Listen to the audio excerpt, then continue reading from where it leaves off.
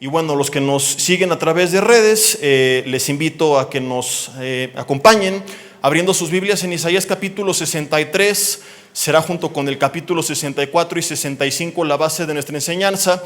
Y déjame, te quiero contar cuál es el contexto. Son 3 capítulos y te recomiendo leerlos en casa, están bastante interesantes, muy profundos. Hay muchas verdades que nos tomaría prácticamente meses, ¿verdad? Y quizá años poder meditar, así que estaré resumiendo y viendo únicamente algunos versículos de estos 3 capítulos, donde básicamente nos encontramos a Isaías, uno de los profetas más usados por Dios en el Antiguo Testamento, y aquí él está clamando a Dios. Él empieza a preguntarse: Señor, ¿por qué? Lo vamos a leer, no vemos las maravillas, y ¿por qué no conocemos al Dios que conocieron nuestros antepasados? Y es que Israel había abandonado a Dios, como lo veremos. Seguían ofreciendo, como lo hicieron toda la vida, ¿no? Pues sus rituales, sus sacrificios y sus fiestas, etcétera. Aquello que Isaías describe eran delante de Dios como trapos de inmundicia, pero su corazón estaba lejos del pueblo de Dios. De hecho, Jesús lo citó en alguna ocasión y decía que el pueblo le honraba de labios, pero su corazón estaba muy lejos. El pueblo había abandonado a Dios, estaban padeciendo, estaban siendo perseguidos por sus enemigos, y Isaías se pregunta, ¿verdad?, ¿por qué no experimentamos las maravillas de Dios y el poder de Dios? Y nos daremos cuenta que el problema no era Dios, el problema era el pueblo. Dios seguía siendo el mismo, pero el pueblo estaba dormido. Aunque es un pasaje que nos habla de un momento histórico de Israel, te contaba antes de iniciar que tiene muchas similitudes, y lo confirmaremos con pasajes del Nuevo Testamento, con la situación actual de la iglesia. La iglesia que se pregunta a veces: ¿por qué no vemos las maravillas de Dios que nos cuenta la palabra que algún día hizo con nuestros antepasados? Y algunas personas piensan que es Dios quien dejó de obrar de esa manera, pero más bien hoy nos daremos cuenta que es la iglesia quien dejó de buscar a Dios como lo hacía antes el pueblo de Dios. He titulado este mensaje: respira profundo y toma nota. Cuando el pueblo duerme. Di conmigo: uyuyuy, ayayay. Versículo 15, Isaías capítulo 63. Dice en el versículo 15 lo siguiente. Dice: mira desde el cielo. De hecho viene subtitulado como plegaria y pidiendo ayuda y misericordia. Isaías dice: mira, Señor, y contempla desde tu santa y gloriosa morada, y pregunta: ¿dónde está tu celo y dónde está tu poder? ¿Dónde está la conmoción de tus entrañas y tus piedades para conmigo? ¿Es acaso que se han acortado o que se han estrechado? El mismo pasaje, pero en la versión NTV, Nueva Traducción Viviente, dice: Señor, mira desde el cielo, míranos desde tu santo y glorioso hogar. ¿Dónde está la pasión y el poder que solías manifestar a nuestro favor? ¿Dónde están tu misericordia y tu compasión? ¿Cuántas veces no te has sentido como el profeta Isaías? ¿Cuántas veces al ver como él a su pueblo destruido, al ver nuestro entorno, al ver todas las cosas que está viviendo el mundo, que se han infiltrado dentro del cuerpo de Cristo, y hablo de la iglesia a nivel global, al ver la apatía, al ver la frialdad, al ver tanta enfermedad, al ver tantos problemas en la familia, al ver tantos problemas en nuestras vidas, nos preguntamos: Señor, bueno, he escuchado, he leído de tu poder, de lo que tú hiciste, de cómo abriste las ventanas de los cielos. Inclusive hay personas que siguen dando testimonio de lo que hiciste en su familia, pero ¿por qué no lo veo en la mía? Y he escuchado que tú abres las ventanas de los cielos, y he escuchado testimonios de cómo tú proveíste de forma sobrenatural, pero ¿por qué yo no veo esa provisión? Y acabamos de cantar que eres mi sanador, pero ¿por qué no he experimentado de forma tangible esa sanidad? Es básicamente el mismo clamor de Isaías: Señor, ¿dónde está ese celo por tu pueblo? ¿Dónde está tu poder? ¿Dónde está lo que experimentaron nuestros antepasados? ¿Dónde está el Dios de Abraham, de Isaac, de Jacob, el que entregaba gigantes, el que libraba al pueblo de la boca de los leones, el que los mantenía vivos en medio de hornos de fuego, el que abría las ventanas de los cielos y mandaba lluvia en tiempos de sequía? Y escuchamos y leemos de lo que Dios hizo, y es hermoso escucharlo, pero a la luz de la verdad que Él es el mismo ayer, hoy y siempre, y que no es excepción de personas, no podemos evitar hacernos esta pregunta: ¿y por qué muchas veces no experimentamos, no vivimos, no somos testigos de todo aquello que otras personas vieron, experimentaron o fueron testigos? Continúa hablando Dice el versículo 19, te lo quiero leer también en las dos versiones. Dice, hemos venido a ser, fíjate qué fuertes palabras.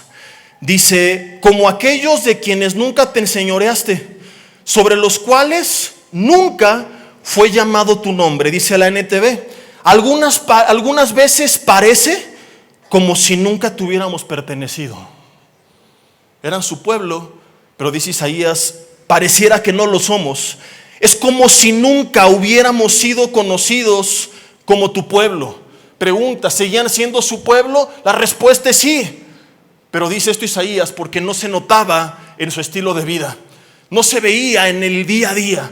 Ni ellos en su relación con Dios, pero tampoco estaban experimentando el poder que solía experimentar el pueblo de Dios. Y es que no necesitabas ser un erudito para mirar a la historia y darte cuenta que aunque eran su pueblo, no estaban viviendo como su pueblo.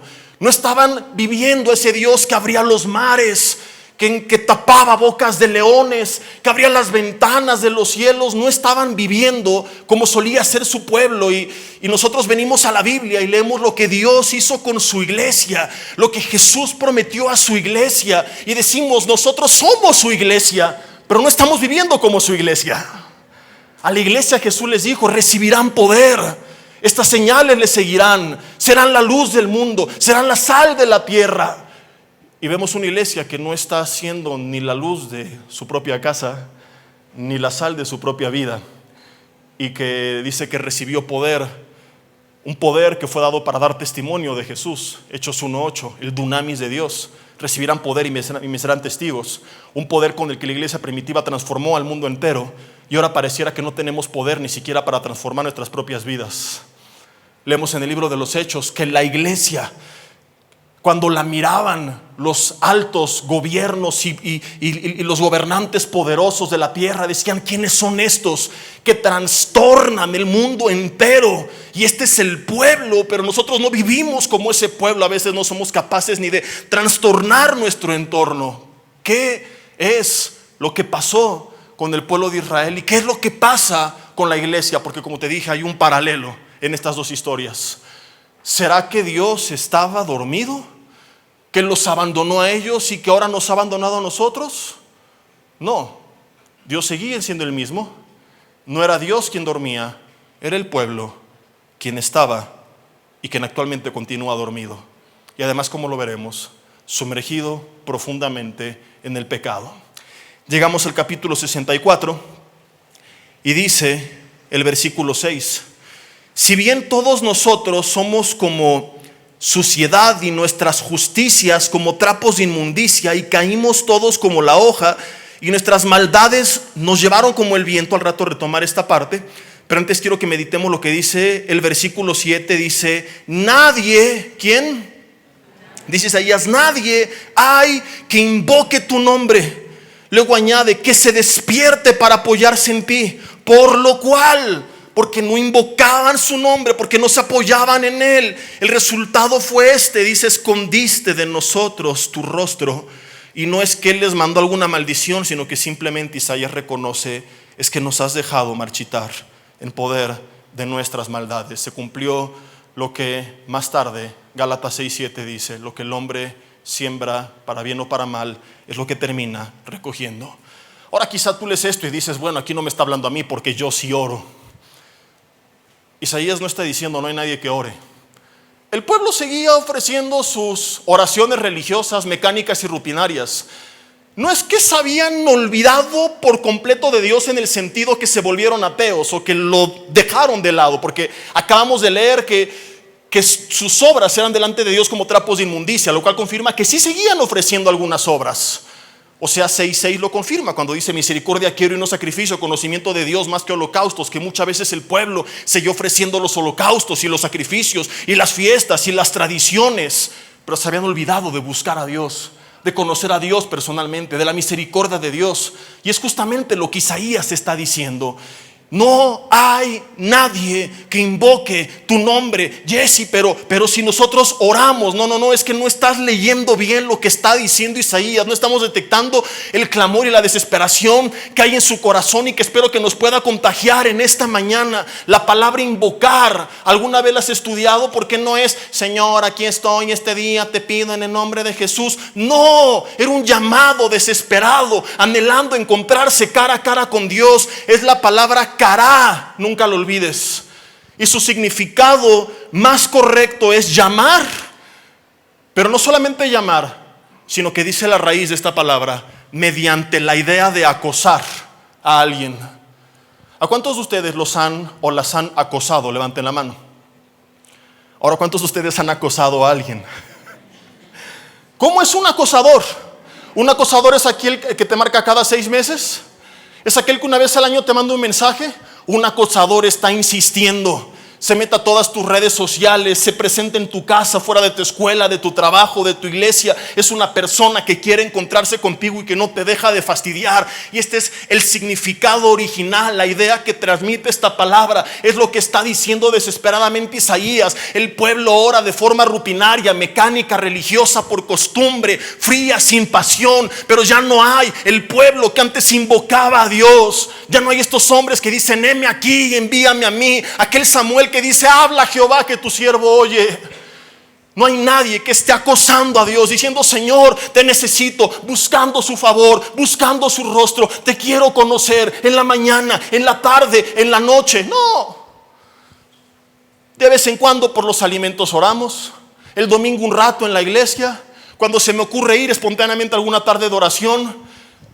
Pero ya no tenemos al pueblo que insistentemente le decía, Señor, te necesito. Señor, te anhelo. Señor, quiero más de ti. Señor, te quiero conocer. Esta es la idea de la palabra invocar. Estar acosando, estar insistiendo, estar buscando. Isaías concluye y dice, no hay nadie que lo haga. Seguían ofreciendo sus holocaustos, sus sacrificios, sus obras, pero dejaron de invocar a Dios. ¿Y qué similitud hay con la iglesia moderna? Sí, sigo con mi oración, que parece más un mantra que una oración de todas las mañanas. En el mejor de los casos, en el peor, ni siquiera eso está presente. Pero ya no hay ese deseo, ese anhelo desesperado, al grado de un acosador, de decir, Dios, te necesito en mi vida, y de buscarlo sin cesar. ¿Cuándo fue la última vez, mi hermano? Y no digo esto con la idea de que traigas culpa y tormento, sino que es realmente un sentir muy profundo que siento en mi corazón, tanto Dios retándome de forma personal a buscarle más, y un llamado también que siento a traer un despertar al pueblo de Dios, porque se profetizó que en los últimos tiempos, por aumentarse la maldad, el amor de muchos se iba a enfriar, y hay mucha gente que está fría en su relación con Dios, que son hogueras sin leña, con un fuego totalmente apagado. ¿Cuándo fue la última vez? Seamos honestos y que el Señor nos revele la verdad, no para atormentarme y aventarme por la ventana, sino para cambiar y dar un giro de 180 grados en nuestras vidas. ¿Cuándo fue la última vez que me desvelé adorando a Dios? ¿Cuándo fue la última vez que no me importó la hora de la madrugada y a qué hora me tendría que levantar el otro día? Que estaba tan emocionado leyendo su palabra que dije, Señor, quiero más. Que estuve incesantemente clamando a Dios, buscando su presencia. ¿Cuándo fue la última vez? ¿Dónde están aquellos hombres como Moisés que decían, Señor, si tu presencia no va conmigo, no me saques de aquí? Hazle como quieras, yo no doy un paso adelante si tú no vas con nosotros. Y por eso este hombre vio cara a cara la gloria de Dios. Y por eso este hombre escuchó la voz de Dios. Y por eso este hombre fue testigo del poder de Dios. Porque era un hombre que reconocía que necesitaba y buscaba, como Elías está diciendo, y que invocaba la presencia de Dios, que quería conocer a Dios, que reconocía cuánto necesitaba de Dios. Y este es uno de los grandes problemas de la iglesia moderna. Queremos su poder, pero no queremos su presencia. Queremos su bendición, pero sin su dirección. Bendíceme, pero a través del camino que yo quiera seguir. Queremos su sabiduría, pero no su palabra. Dame sabiduría, pero no quiero conocer tu palabra donde la voy a hallar. Queremos su fuego sin su espíritu. Queremos su unción sin santidad. Queremos el favor que tienen los hijos, viviendo como si fuéramos ateos. No hay una cosa sin la otra. No hay el poder de Dios con un pueblo dormido. La gente que duerme solamente sueña, pero nunca vive. Ahora,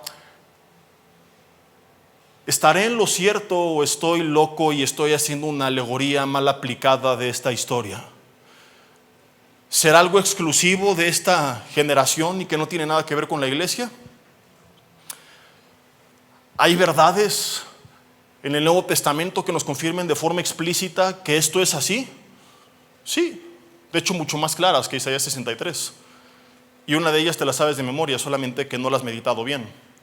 Pero un versículo que casi todos se saben y que usan, digo entre comillas, erróneamente para evangelizar, es Apocalipsis 3:20. No lo busques, ahorita que lo empiezas a citar tú lo vas a recordar. Es Jesús hablando y dice: he aquí yo estoy a la puerta.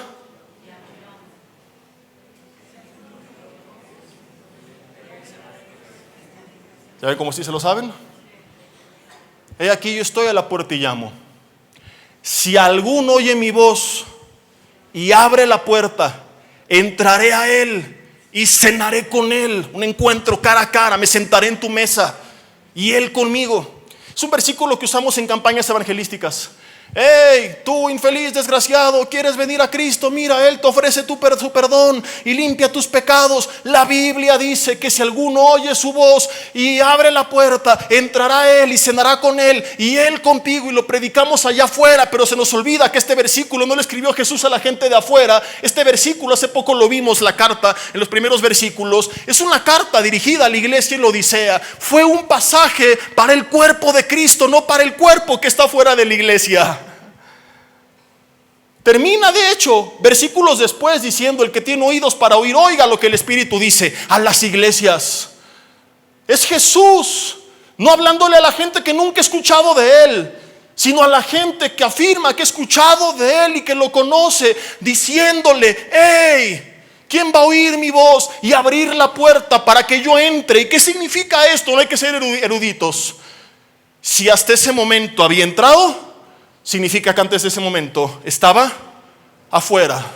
No afuera de la gente que está fuera en el mundo, afuera de la gente que va a la iglesia. Es Jesús confirmando que mucha gente dentro del cuerpo de Cristo ha dejado a Jesús afuera de su puerta, afuera de su casa. Y es Jesús diciendo, tocando la puerta de su iglesia, preguntándose: ¿quién me va a dejar entrar? ¿Quién va a abrir la puerta? Yo me quiero sentar a la mesa. Me puedes conocer de forma tangible, de forma real, de forma verdadera, pero tienes que abrir la puerta. Hay gente que ha cerrado la puerta en la cara a Jesús y se repite lo que dice Isaías: somos su pueblo, pero vivimos como si no lo fuéramos, porque le hemos estampado, como lo hizo el pueblo, lo veremos, a Dios la puerta en la cara.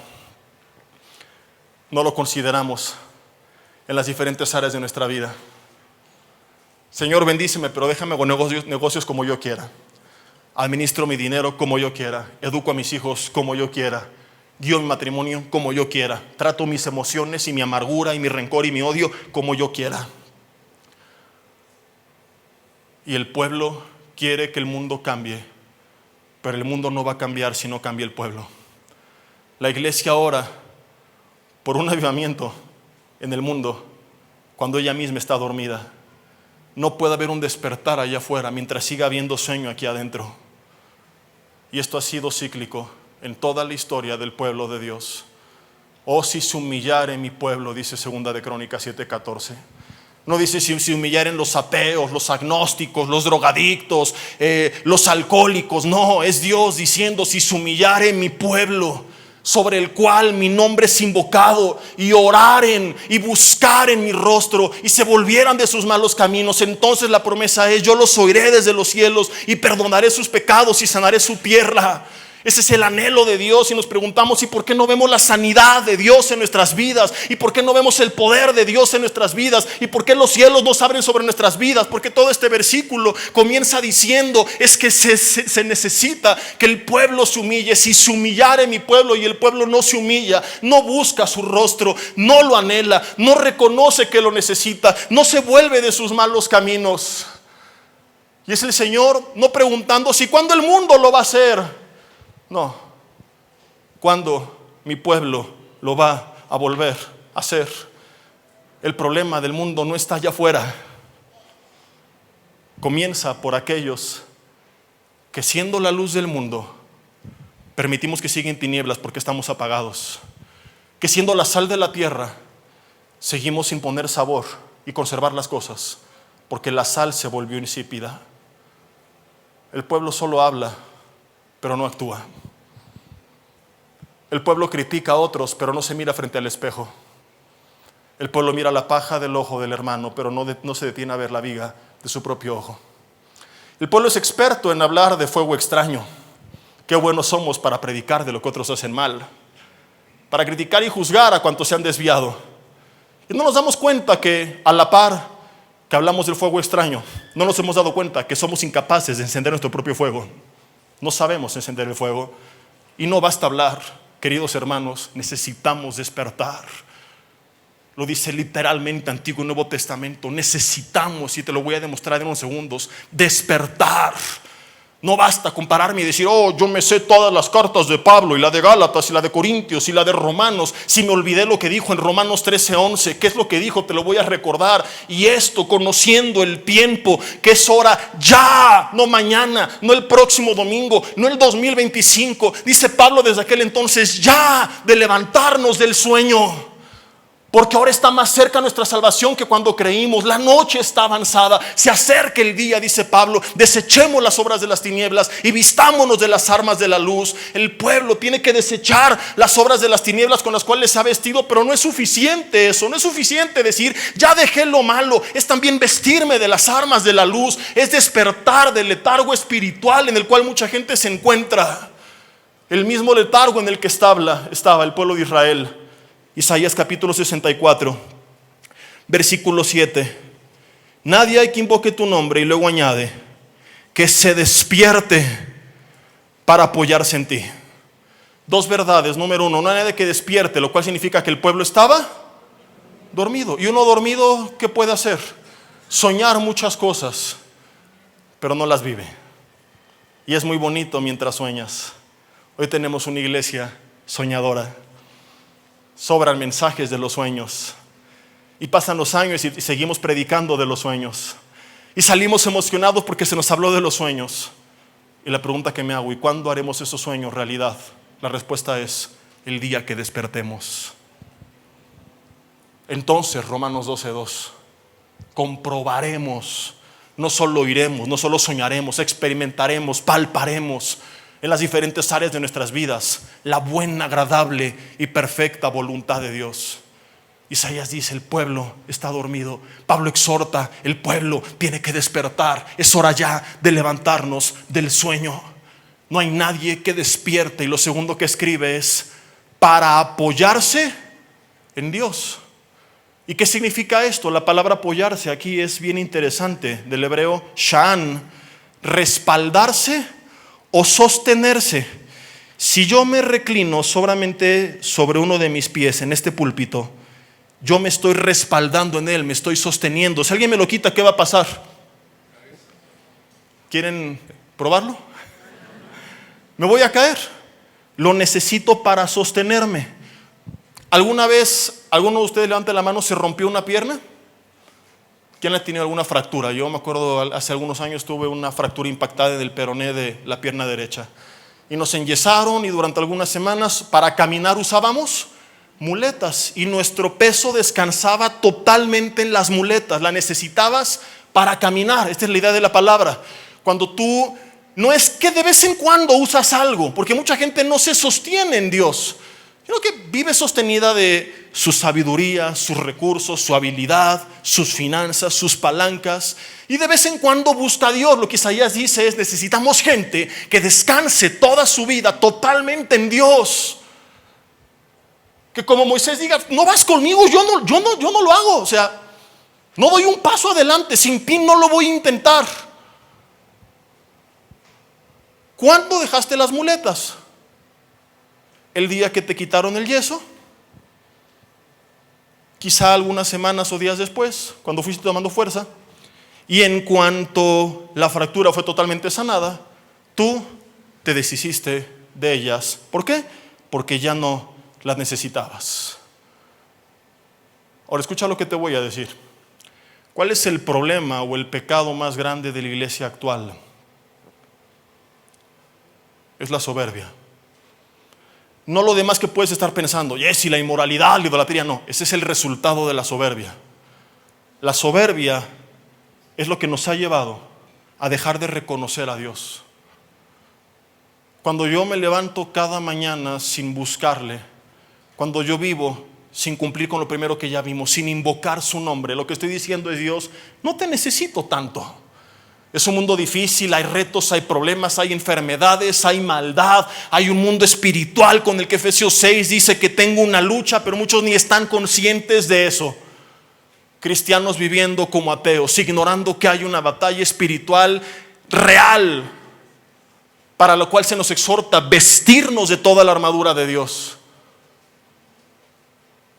Entonces, cuando yo no lo reconozco y en vez de hacerlo, olvido lo que Jesús dijo en Juan 15:5: separados de mí, nada podemos hacer.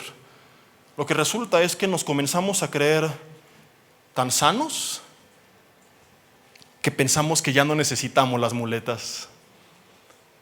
Inclusive venimos a Cristo y empezamos a hacer buenas obras, y en vez de reconocer, como dijo Isaías, que son delante de Él como trapos de inmundicia y que eso no reemplaza su persona, que necesito todavía de Jesús, que necesito todavía su palabra, que necesito todavía su espíritu, que no puedo caminar solo. No, lo que le ha pasado al pueblo actual es que en vez de reconocerlo, pensamos: soy bueno porque hago esto, porque hago aquello, porque hago lo otro, y entonces comenzamos a caer en la locura y el engaño de creer que podemos caminar sin Dios, que podemos soltar las muletas y apoyarnos en otras cosas y no descansar totalmente en Él, en las diferentes áreas de nuestra vida, inclusive en el mismo ministerio.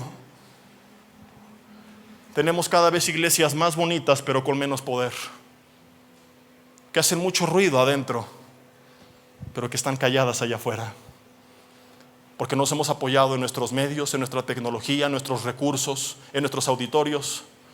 Y la iglesia primitiva no tenía nada de esto, pero tenía el poder de Dios, porque se apoyaban totalmente en Dios, o descansaban en Él o morían, porque tenían encima el imperio romano. No tenían puertas abiertas, no tenían medios de comunicación, no tenían tecnología, no tenían lugares bonitos de reunión, pero eran llenos del poder de Dios, porque era una iglesia que descansaba totalmente en el Señor. Que Hechos 2:42 al 47 dice que todos los días perseveraban en buscarle, en leer su palabra, en orar, en clamar, en servirle. Era una iglesia diferente a lo que Isaías está diciendo. Era una iglesia que invocaba su nombre, que le buscaba incesantemente, que reconocía que le necesitaba. Hoy no, hoy nos confiamos en nuestras propias muletas. Entonces, grupos de música que se preparan para cantar, para grabar, pero que no buscan a Dios en oración, diciendo: Señor, muévete mientras lo hacemos. Preparamos nuestros mensajes con una buena homilética, pero no pedimos a Dios en oración, que es el Espíritu Santo el que convence al mundo de pecado, que toque a las personas mientras hablamos. Oramos pensando en escucharnos bien y sonar ortodoxos, pero sin la fe, porque ¿cómo podemos confiar en aquel que no conocemos? ¿Y cómo podemos conocer a aquel que no invocamos? ¿Cuál es el resultado de esta frialdad? Tenemos la industria musical cristiana más masiva en toda la historia del cristianismo, pero con menos poder. Tenemos canciones a por mayor que suenan bonito, que entretienen un rato, pero que ya no hacen que los demonios huyan, como cuando David tocaba el arpa, ¿te acuerdas? Que sin tanto rollo, el espíritu que atormentaba a Saúl se apartaba y David era sano, sin siquiera orar por Saúl, solamente por el poder de su alabanza. Tenemos mensajes correctos, que a veces tocan la mente pero no quebrantan corazones. Tenemos oraciones que suenan bien, pero que no abren las ventanas de los cielos, como la oración de Elías. ¿Por qué? Porque como lo estamos leyendo, mientras sigamos sin apoyarnos en Dios, su rostro seguirá escondido. Vuelvo a leer Isaías 64:7. Nadie hay que invoque tu nombre, que se despierte para apoyarse en ti, por lo cual, subraya, por lo cual escondiste de nosotros tu rostro. ¿Y por qué pasa esto? Quiero responderte con otra pregunta, con la que te voy a demostrar que el problema más grande de la iglesia es la soberbia, no otro tipo de pecado. Los otros también son malos, pero son el resultado de la soberbia espiritual. Y la pregunta es, ¿cuál fue el pecado y el problema más grande de Sodoma y Gomorra? ¿Cuál fue? Te voy a decir lo que yo hubiera respondido hace algunas semanas antes de leer lo que te voy a leer. Hubiera dicho su inmoralidad sexual. ¿Estamos de acuerdo? Es lo que la gente cree. Oh sorpresa, Ezequiel capítulo 16 versículo 49 nos confirma que su inmoralidad fue el resultado más bien de tres cosas, y entre ellas la soberbia. Ezequiel capítulo 16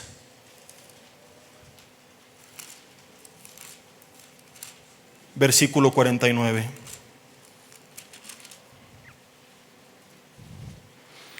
Dice aquí que esta fue la maldad de Sodoma tu hermana: soberbia, saciedad de pan y abundancia de ociosidad tuvieron ella y sus hijas. Tres pecados que son enemigos y asesinos del avivamiento. Cuando hay estos tres pecados, el fuego no se enciende, cae para consumir. Es diferente cuando el fuego nos enciende a nosotros a cuando nos quema a nosotros. Sodoma no fue encendida por el fuego de Dios, fue consumida por el fuego de Dios. ¿Cuáles fueron sus tres pecados? Soberbia. Qué impresionante que aquí está tan claro, quizá lo hemos leído tantas veces y lo pasamos por alto. Saciedad de pan y abundancia de ociosidad. Yo lo leo y parece que estamos hablando de la iglesia de este siglo. Saciedad. O sea, ¿cuál es el problema? Abundancia de pan, ociosidad. Y eso que ellos no tenían Netflix, ni iPhone 26. Y aún así, hallaron la forma de volverse ociosos. Cuando hay saciedad de pan, pienso que no necesito tanto de Dios, entonces ya no clamo a Dios. Este es el problema principal de la iglesia moderna. Tenemos tanta saciedad de pan. No nos falta realmente nada. Si piensas que te falta algo, es porque en este mundo de consumismo siempre queremos algo más, pero tenemos todo lo que necesitamos y realmente vidas tan cómodas. Tenemos techo, tenemos vestido, tenemos alimento. A veces la pasamos difícil, pero nunca hemos estado como David en una cueva, o como la iglesia primitiva corriendo por toda Asia porque Roma nos persigue a muerte por la predicación del evangelio. No, a diferencia de ellos que sí corrían el riesgo de perderlo todo, y por eso decían: Señor, te necesito, no de forma rutinaria, mecánica, religiosa, sino que era una desesperación: o me respaldas o muero, si no me encuentro contigo no sé qué hacer. La iglesia moderna, a diferencia de ellos, cree que sí sabe qué hacer. Lo tenemos todo tan bajo control que entonces cometimos la locura de pensar que no necesitamos tanto de Dios y nos volvimos ociosos. Y en vez de pasar las horas invocando, llamando, insistiendo y respaldarnos en Él y refugiarnos en Él, pasamos las horas invirtiéndolas, lo digo entre comillas, en un montón de tonterías que a lo mejor dices no son malas, pero que tampoco te están edificando. Ociosidad, soberbia, saciedad de pan fueron el problema principal de Sodoma. Lo demás fue el resultado de haberse apartado del Señor. Ahora te voy a contar la contraparte, porque no solo quiero que mires la tragedia, sino que nos emocionemos con lo que puede pasar si entendemos la tragedia y salimos de ella y dejamos de ser partícipes de ella. Un poquito más atrás, en el segundo libro de las Crónicas, no las de Narnia, capítulo 14.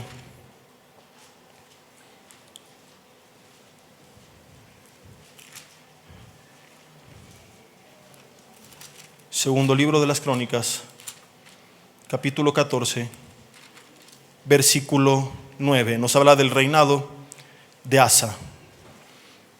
Y dice: salió contra ellos Sera etíope con un ejército de 1,000,000 de hombres y 300 carros, y vino hasta Maresa. ¿Te imaginas estar rodeado por 300 carros y 1,000,000 de hombres?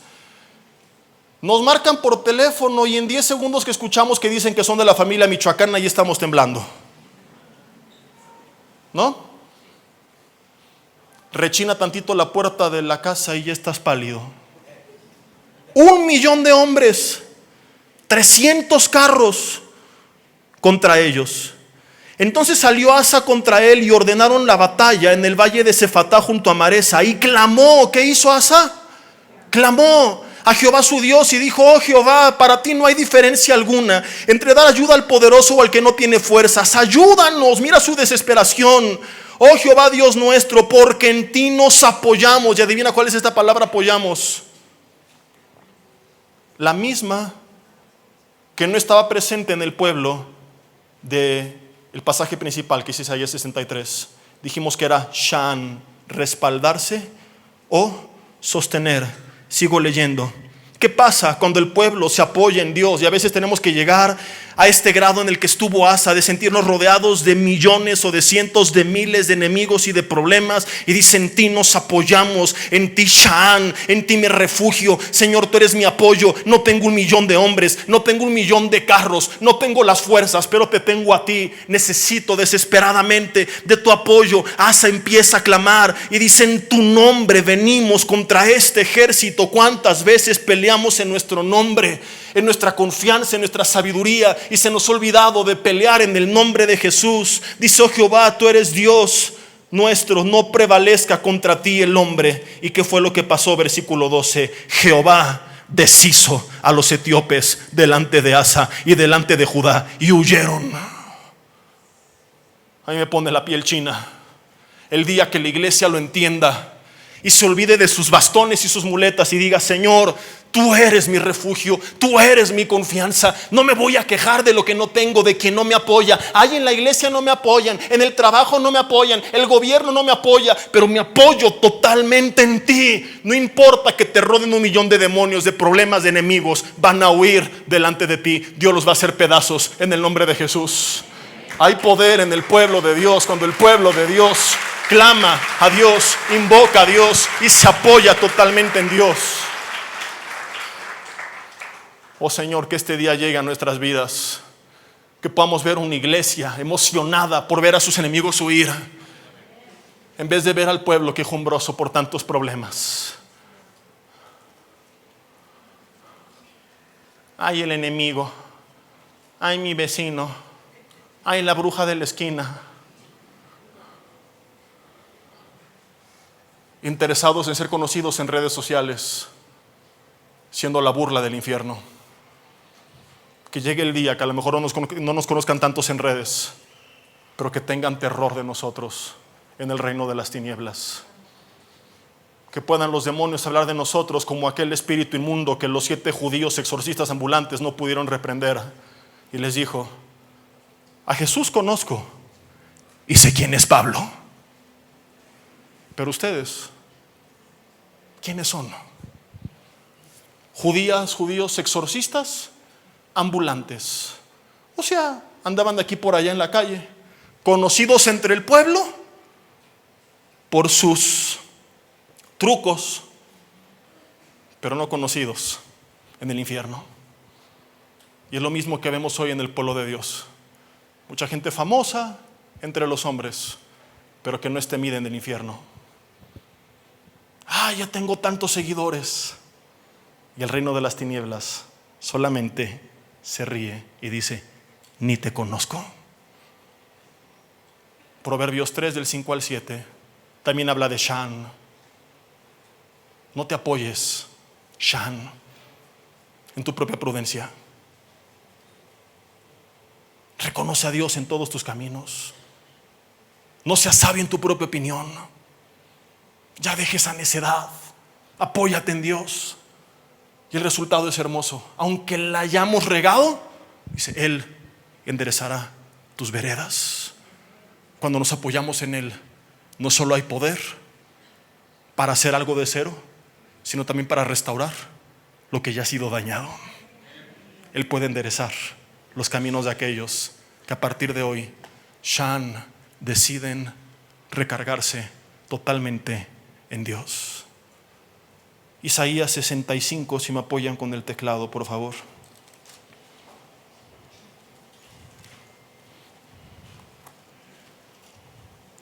Versículo 1, te lo quiero leer en las dos versiones. Fui buscado por los que no preguntaban por mí, fui hallado por los que no me buscaban. Dije a la gente que no invocaba mi nombre, heme aquí, heme aquí. Extendí mis manos todo el día, pueblo rebelde, el cual no anda por camino no bueno, en pos de sus pensamientos. Pueblo que en mi rostro me provoca de continua ira, sacrificando en huertos y quemando incienso sobre ladrillos, que se quedan en los sepulcros y en lugares escondidos pasan la noche, que comen carne de cerdo que era prohibida para ellos. En tu caso y el mío ya no estamos bajo la ley, así que puedes entrarle a las carnitas, nada más que estén bien preparadas y cocidas. Y en sus ollas hay caldo de cosas inmundas. No era una, era una mezcla de varias. La NTV dice: estaba listo para responder, pero nadie me pedía ayuda. Estaba listo para dejarme encontrar, pero nadie me buscaba. Aquí estoy, dije a una nación que no invocaba mi nombre. Todo el día abrí mis brazos a un pueblo rebelde, pero ellos siguen en sus malos caminos y sus planes torcidos. Todo el día me insultan en mi propia cara, al rendir culto a ídolos en sus huertos sagrados y quemar incienso en altares paganos. Andan de noche entre tumbas para rendir culto a los muertos. Comen carne de cerdo y hacen guisos con otros alimentos prohibidos. Vemos que no solamente el pueblo se durmió, sino, como hace rato te dije, la soberbia espiritual, ese letargo, nos lleva a practicar también la inmundicia. La inmoralidad siempre será el resultado de la apatía. El problema principal será la apatía, lo demás es solamente la consecuencia. Este pueblo durmió, y la suma o el resultado de eso es que no solamente estaban dormidos para no buscar a Dios, sino que además andaban bien despiertos de noche, pero para buscar el pecado, paseándose entre los sepulcros. No sé si meditas en la profundidad de esto, que es una tragedia. Te lo voy a explicar de esta manera. El pueblo de los vivos pasando la noche con los muertos.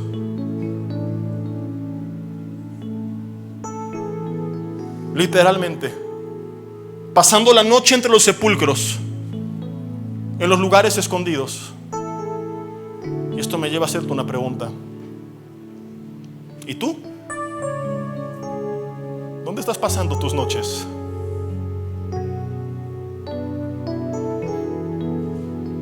Algunos las pasan en los bares emborrachándose.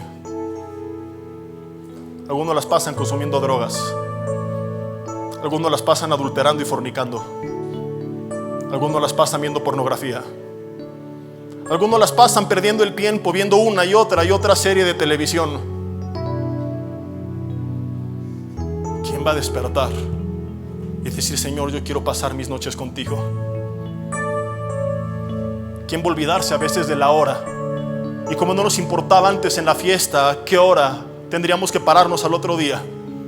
¿Cuándo se levantará un pueblo que diga: no importa que el otro día esté cansado, yo no quiero abandonar este lugar, quiero estar más tiempo contigo?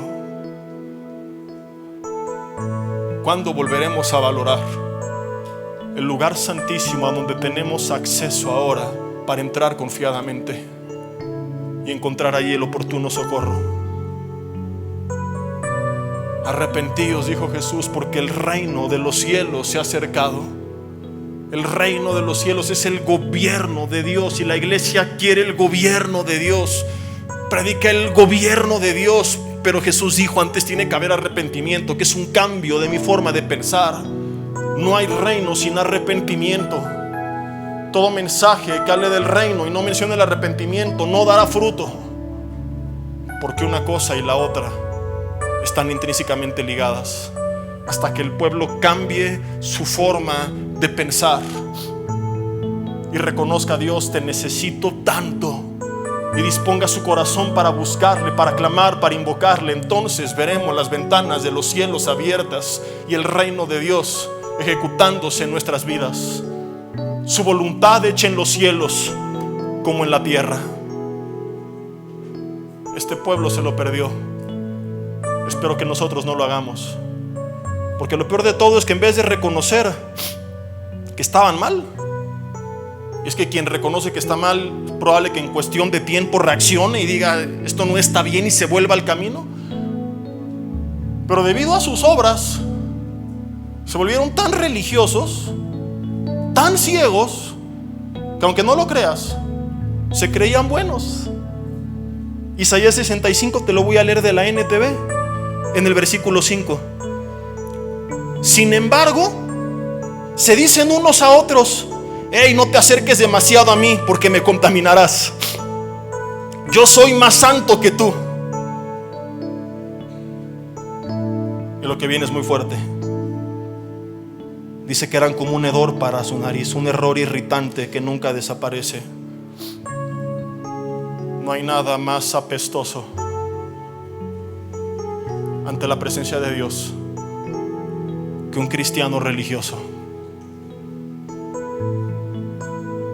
La religiosidad es enemiga de su presencia.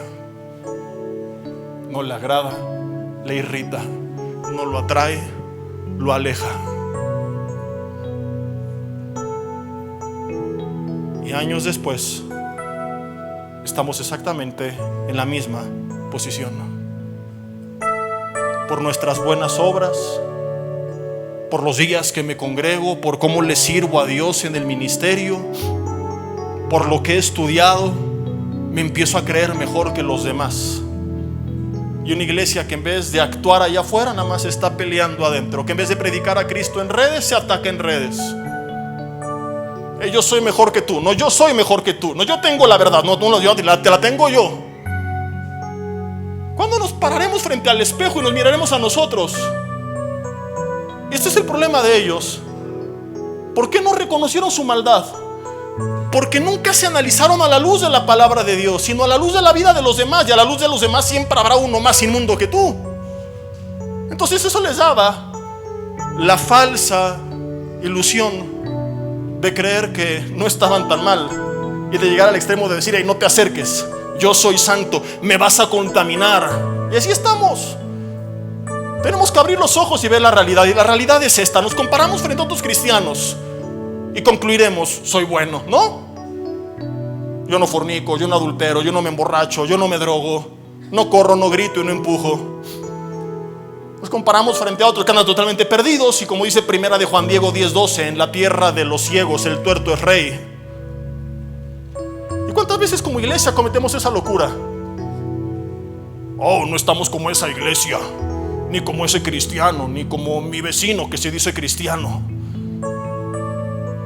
Pero cuando yo abro la Biblia y veo la fe de Abraham, el corazón de David, las convicciones de Daniel y sus 3 amigos, que dijeron: no doblaremos nuestra rodilla ante ningún ídolo. La pasión de la iglesia primitiva, el amor que entre ellos se tenían, la desesperación con la que Elías oraba a Dios, la motivación de su corazón por la cual él decía: abre las ventanas de los cielos. Cuando vemos el hambre de David por estar con el Señor, su celo para enfrentar a Goliat, enojado porque estaba hablando mal de su pueblo. Cuando vemos la convicción de Pedro a decir: no voy a dejar de hablar, porque no puedo dejar de hablar lo que he visto y lo que he oído. Cuando vemos a todos estos hombres y mujeres, necesitaría estar ciego para seguir engañado. Porque cuando vengo a la Biblia con un corazón honesto, yo solamente llego una y otra vez a la misma conclusión: necesito tanto de Dios, y no importa cuánto le busque, nunca será suficiente. Necesitamos despertar, necesitamos invocarlo a la manera cara, llamarlo incesantemente. Señor, te necesito. Señor, quiero más de ti. Señor, quiero conocerte más, quiero aprender más, al grado que se sienta acosado mañana, tarde y noche, cuando voy manejando, cuando me estoy bañando, antes de dormir, al despertar. Que lo que hay en mis manos, en mi mente, no sea el teléfono y otros pensamientos, sino Dios, Dios, Dios. Necesitamos apoyarnos, refugiarnos en Él. Necesitamos comenzar a pasar nuestras noches en donde pasan las noches el pueblo de los vivos. No es en los sepulcros, es en su presencia. Y este es mi llamado para la iglesia. Cierra tus ojos en tu lugar.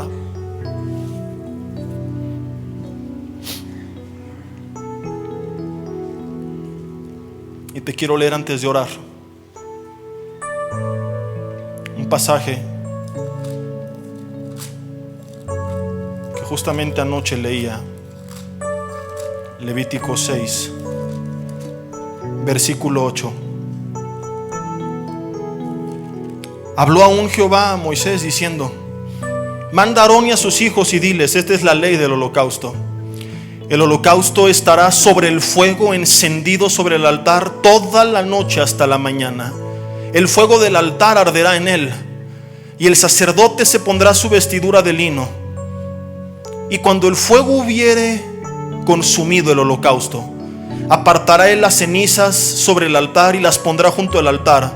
Después se quitará sus vestiduras y se pondrá otras ropas, y sacará las cenizas fuera del campamento, un lugar limpio. Versículo 12. El fuego encendido sobre el altar no se apagará, sino que el sacerdote pondrá en él leña cada mañana. No se apagará, pondrá leña cada mañana y acomodará el holocausto sobre él, y quemará sobre él las grosuras de los sacrificios de paz. Versículo 13 y último. El fuego arderá continuamente en el altar, no se apagará. ¿Cuál es el fuego? Y si Cristo ya fue el sacrificio perfecto y suficiente, ¿de qué altar está hablando? Bueno, Romanos 12:1 dice que presentemos nuestros cuerpos en sacrificio vivo. Y 1 Tesalonicenses 5:19 dice que no apaguemos el fuego del Espíritu. Nosotros somos el altar. Venimos a Cristo, nos da su Espíritu, ya no se aparta, pero la Biblia dice que lo podemos apagar. Y quiero hacerte una pregunta y seamos honestos. ¿Qué tanta leña le hemos echado al fuego? ¿Cómo está el fuego en tu altar? ¿Cómo está nuestra pasión con Dios? Nuestra relación con Dios. Hay altares que llevan meses sin leña.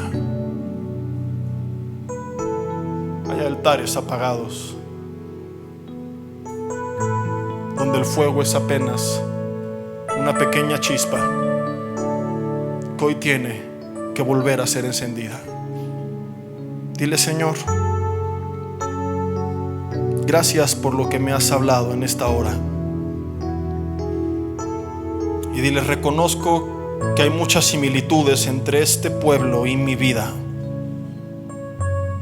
Y hoy quiero, Señor, dejar de parecerme a ellos y parecerme más al pueblo sobre el cual Tú mostraste las maravillas de las cuales Isaías preguntó por qué no las veían. Dile: Señor, te confieso mi soberbia y reconozco que mi saciedad de pan me ha llevado a la ociosidad, y la ociosidad ha apagado el fuego en mi vida. Dile: Señor, perdóname, límpiame con tu sangre, recibo tu perdón. Así que esto no trae sobre mí una carga de culpa, sino más bien, Señor, una motivación para despertar en esta hora. Dile: renuncio a seguir dormido en el nombre de Jesús. Dile: Señor, en esta hora me despierto de mi letargo espiritual.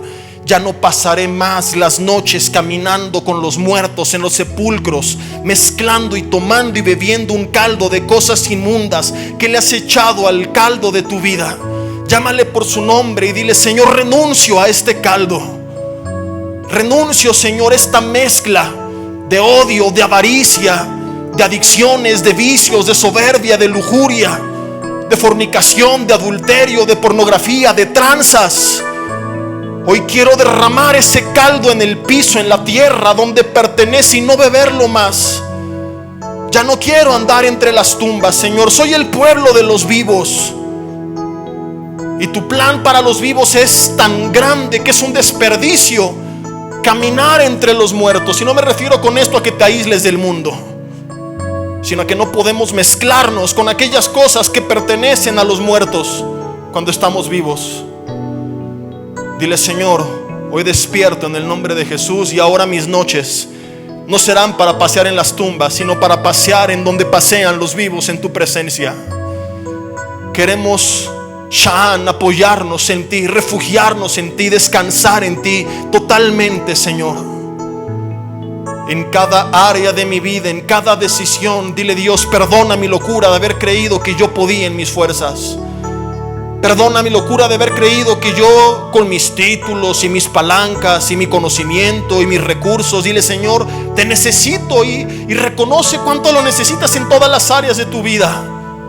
Te necesito en mi vida, te necesito en mi familia, te necesito en mi casa, te necesito en mi salud, te necesito en mis finanzas, Señor. Y mi apoyo no será más los recursos del mundo, aunque si tú me mandas, Señor, no es que me aislaré de él, por supuesto. A veces juntas un Esdras con un Nehemías para apoyarse mutuamente, pero tú serás las muletas que sostengan mi vida. Serás tú mi refugio, mi apoyo, mi sostén. Señor, reconozco que mis oraciones han sido mecánicas y rutinarias, que mi vida es un altar sin leña, con un fuego apagado, porque dejé de invocar tu nombre, de buscarte incesantemente, al grado que te sintieras acosado por mí.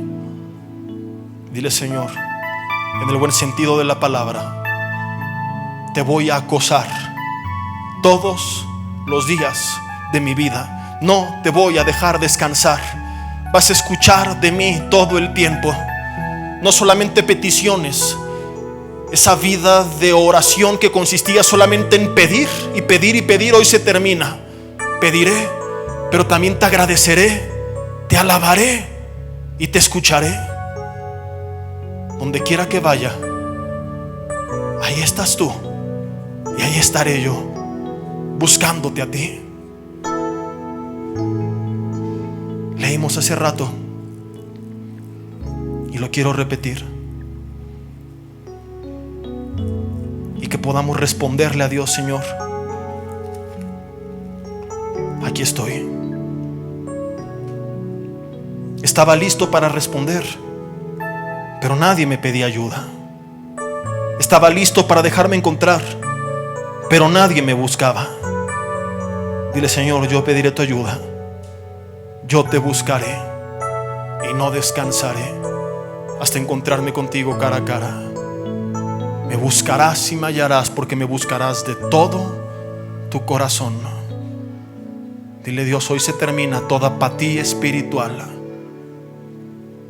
Le echaré leña y leña y leña y más leña todos los días de mi vida al altar de mi vida. Y de hoy en adelante hasta que me encuentre contigo cara a cara. Dile: Jesús, no sé qué hagan los demás, pero en cuanto a mí corresponde, este altar nunca se apagará, permanecerá encendido en el nombre de Jesús. Amén y amén, y que así sea. Hola, ¿qué tal? Me da mucho gusto saludarles y quisiera simplemente comunicarles que gracias a todos ustedes a través de todas las naciones del mundo que aman la palabra de Dios y que realmente están interesados en que nosotros como organización Vida Nueva para el Mundo y Armando Alducin Ministries continuemos predicando el Evangelio de la Gracia de Jesucristo y que podamos nosotros continuar haciéndolo gracias a sus donaciones. Este año cumplimos 46 años de ministerio, 46 años donde hemos predicado, hemos enseñado, hemos tenido seminarios y de diferentes formas de estudios bíblicos alrededor del mundo y hemos pensado y considerado de una forma fiel el Evangelio de la sana doctrina de Jesucristo. Nosotros, con todas estas donaciones, tenemos que sostener pastores, misioneros, obras, equipos de televisión y aún continuamos buscando la manera de poder elevar este ministerio. Hasta este momento quiero que ustedes estén enterados que no tenemos una sola propiedad como organización y así hemos trabajado durante 46 años porque le damos la importancia a la evangelización, a las misiones y también a los hombres de Dios para levantar más pastores. Le damos las gracias y que pueda Dios con su gracia tocar sus corazones y que puedan ustedes invertir en un terreno donde es fructífero, porque creemos que ha producido bastante buen fruto para la gloria de Dios. Gracias, muchas gracias por sus aportaciones y por las donaciones que sabemos ustedes continuarán haciendo para que podamos continuar siendo fieles en la predicación del Evangelio de la gracia de Dios. Que Dios les bendiga.